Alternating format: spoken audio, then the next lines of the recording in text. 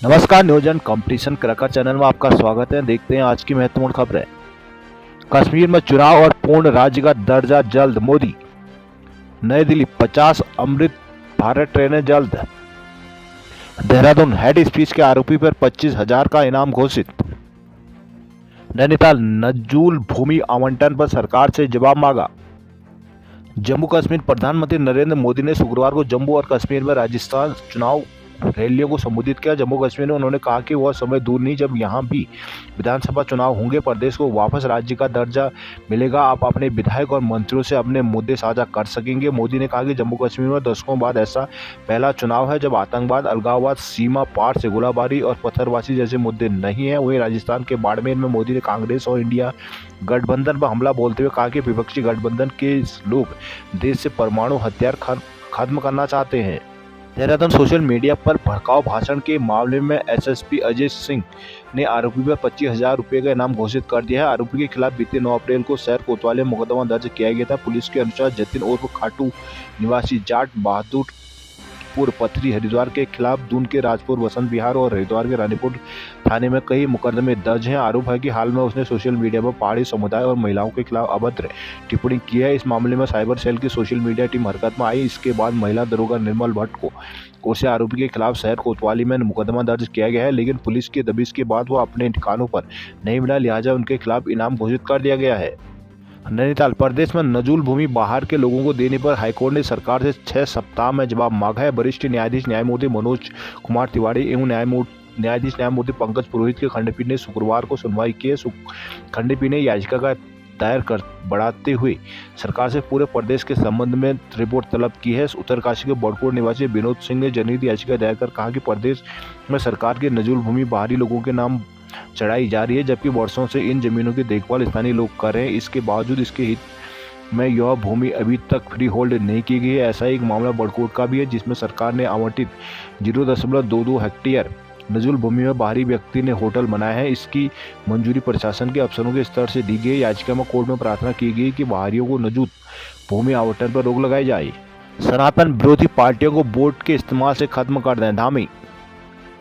देहरादून, चुनाव व्यवस्था के लिए कम बजट पर भड़के लेखपाल। राजनाथ ने कांग्रेस पर बोला तीखा सियासी हमला, कांग्रेस पहाड़ नहीं चढ़ सकती। चंडीगढ़, खालिस्तान जिंदाबाद फोर्स का सदस्य दिल्ली में दबोचा। पिथौरागढ़, डिब्बाबंद शहद का नमूना फेल, 1 लाख रुपए जुर्माना। नई दिल्ली, बेंगलुरु ब्लास्ट के आरोपी की बंगाल से गिरफ्तारी पर सियासत। लोहाघाट, रक्षा मंत्री राजनाथ सिंह ने कहा है कि आज भारत हर मामले में आत्मनिर्भर बनना है। भारत और आत्मनिर्भर और सशक्त बनाने के लिए भ्रष्टाचार को जड़ से मिटाना होगा। भ्रष्टाचार के लिए कांग्रेस को जिम्मेदार ठहराते हुए उन्होंने तीखी सियासी वार किए। सिंह ने लोहाघाट में कहा कि डायनासोर की तरह कांग्रेस धीरे धीरे विलुप्त होने के कगार पर है। कांग्रेस में अब पहाड़ चढ़ने की हिम्मत नहीं बची है। सिंह ने काशीपुर में भी सभा को संबोधित किया। केंद्रीय रक्षा मंत्री ने शुक्रवार को गौचर से गढ़वाल लोकसभा सीट से भाजपा प्रत्याशी अनिल बलूनी के समर्थन में जनसभा को संबोधित किया। इस दौरान उन्होंने कहा कि पूर्व की कांग्रेस सरकार के कार्यकाल में हुए घोटाला और भ्रष्टाचार के चलते वर्तमान में उनकी दशा किसी से छिपी नहीं है। इन सरकारों की छवि खराब होने के साथ ही उनके मंत्री जेल तक गए हैं। बीते 10 साल की बात करें तो मोदी सरकार के ऊपर एक भी आरोप नहीं लगा है। इस दौरान भारत ताकतवर देश बना है। आज अंतर्राष्ट्रीय मंचों पर जब भारत कुछ बोलता है तो पूरी दुनिया उसे सड़क। करीब 4 वर्ष पूर्व डीडीआर से किए गए पतंजलि के पैक्ड शहद का एक नमूना जांच में अधो मानक पाया गया है। नमूने में सुक्रोज की मात्रा दोगुनी से भी ज्यादा थी। मामले में शुक्रवार को न्याय निर्णायक अधिकारी ने डीडीहाट के विक्रेता और रामनगर की डिस्ट्रीब्यूटर कंपनी में 1 लाख रुपए का अर्थदंड लगाया है। जिला खाद्य सुरक्षा अधिकारी आर के शर्मा ने बताया कि जुलाई 2020 में विभाग ने डीडीहाट स्थित गौरव ट्रेडिंग कंपनी से पैक्ड पतंजलि शहद का नमूना एकत्र कर जांच को रुद्रपुर स्थित लैब भेजा था। जांच में शहद में सुक्रोज की मात्रा मानकानुसार 5% की जगह 11.1% करीब दोगुने से अधिक पाई गई। नवंबर 2021 में विभाग ने संबंधित विक्रेता के खिलाफ वाद दायर किया। शुक्रवार को न्याय निर्णायक अधिकारी और एडीएम डॉक्टर SK बरनवाल ने फैसला सुनाया। उन्होंने उत्पाद विक्रेता गौरव ट्रेडिंग कंपनी में 40,000 रुपये, सुपर स्टॉकिस्ट खानाजी डिस्ट्रीब्यूटर रामनगर पर 60,000 रुपये का जुर्माना लगाया है। देहरादून, उत्तराखंड में आज से धुआंधार प्रचार को उतरेंगे कई बड़े नेता। गढ़वाल के मंदिर में माता की पूजा कर श्रद्धालुओं ने लिया आशीर्वाद। बड़कोट क्षेत्र में पानी का संकट, जुलूस के लिए अनुमति मांगी। श्रीनगर विश्वविद्यालय ने जारी की PhD प्रवेश परीक्षा की उत्तर कुंजी। कोटद्वार में होटल कारोबारी पर खुगरी से हमला। गर्मियों में जल संकट पर जिलों से मांगी रिपोर्ट। देहरादून फाइनेंस कंपनी के कर्मचारी से लूट में 2 इनामी दबोचे। उत्तराखंड पीसीएस के प्रथम चरण के साक्षात्कार 29 अप्रैल से।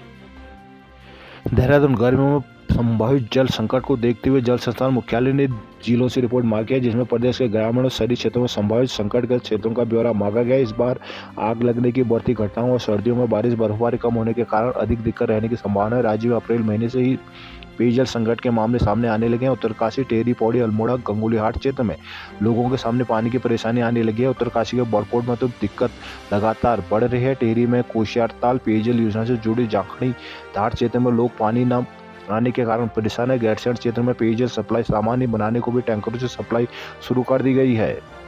उत्तराखंड लोक सेवा आयोग की ओर से पीसीएस परीक्षा 2021 के पहले चरण का साक्षात्कार कार्यक्रम जारी कर दिया गया। उत्तराखंड लोक सेवा आयोग की सचिव गिरधारी सिंह रावत ने बताया कि आयोग की ओर से पीसीएस मुख्य परीक्षा 23 से लेकर 26 जनवरी 2023 के बीच कराया गया था, जिसका परिणाम 27 फरवरी 2024 को जारी किया गया। परीक्षा में 889 अभ्यर्थियों को साक्षात्कार के लिए सफल घोषित किया गया। उन्होंने बताया कि 889 अभ्यर्थियों के साक्षात्कार का प्रथम चरण 29 अप्रैल से 9 मई तक निर्धारित किया गया। पहले चरण में 224 अभ्यर्थी साक्षात्कार परीक्षा में शामिल होंगे। आयोग की ओर से साक्षात्कार परीक्षा में शामिल होने वाले अभ्यर्थियों के रोल नंबर की सूची आयोग की वेबसाइट पर जारी कर दी गई है।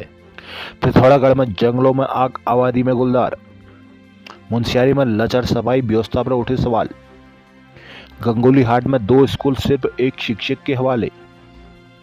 गंगोलीहाट तहसील के बीरनौली स्थित प्राथमिक एवं जूनियर हाई स्कूल विद्यालय शिक्षकों की कमी से जूझ रहा है। नई शिक्षा सत्र को लागू हुए 12 दिन बीत चुके हैं, बावजूद इसके प्रशासन विद्यालय में शिक्षकों की नियुक्ति नहीं कर पाया, जिससे विद्यालय में अध्ययनरत छात्रों का भविष्य अंधकार में है। अभिभावकों ने शीघ्र ही शिक्षकों की नियुक्ति की मांग की है। बरगोली के ग्राम प्रधान देव सिंह ने कहा कि बहरंगपट्टी के 2 विद्यालय डबल इंजन के सरकार को आईना दिखा रहे हैं। कहा कि प्राथमिक विद्यालय जूनियर हाई स्कूल बरगोली में 30 बच्चे अध्ययनरत हैं, जिनको शिक्षित करने के लिए एक शिक्षक के पवन सिंह खाती को नियुक्त किया गया है, जो शिक्षा देने के साथ ही विद्यालय के सभी कार्य करने को मजबूर है। कहा कि प्राथमिक विद्यालय बरगोली में विगत 4 माह से एक भी अध्यापक की नियुक्ति नहीं की गई। इससे बच्चों के भविष्य के साथ खिलवाड़ हो रहा है। अभिभावकों ने कहा कि पूर्व में अध्यापकों की नियुक्ति के लिए गंगोलीहाट उपजिलाधिकारी और खंड शिक्षा अधिकारी को पत्राचार किया जा चुका है, बावजूद इसके शासन प्रशासन के कानों में जूं तक नहीं रेंग रही। समाजसेवी पूर्व प्रधान ब्याल कटिया, दिनेश सिंह, ग्राम प्रधान खुलेत, भगवान राम, मनोहर सिंह खाती, दीपक खाती, मनोज सलोनी, हरीश सिंह खाती, कल्पना खादी आदि ने जल्द से जल्द ग्राम शिक्षकों की नियुक्ति की मांग की है। अल्मोड़ा के आंगनबाड़ी केंद्रों में 6 माह से नहीं पहुंचा पोषण आहार। अल्मोड़ा जिले के आंगनबाड़ी केंद्रों में 6 माह से पोषण आहार नहीं पहुंचा है, जिससे केंद्रों में आने वाले बच्चों गर्भवती बिना पोषण आहार के वापस लौट रहे हैं।